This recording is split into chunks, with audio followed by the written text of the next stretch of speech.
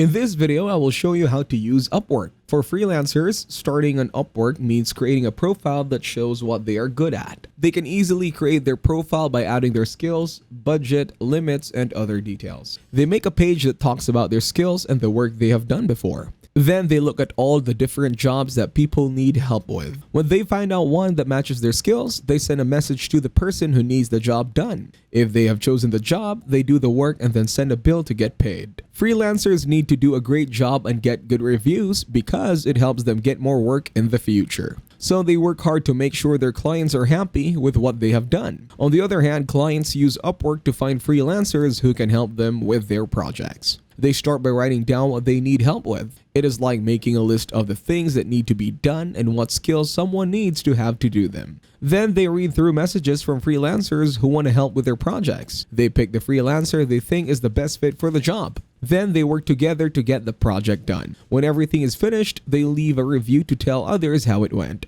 Upwork makes it easy for clients to find the right person for their job and to pay them when the work is all done. If this video was helpful, please consider leaving a like and subscribing to the channel. With that being said, I will see you in the next video.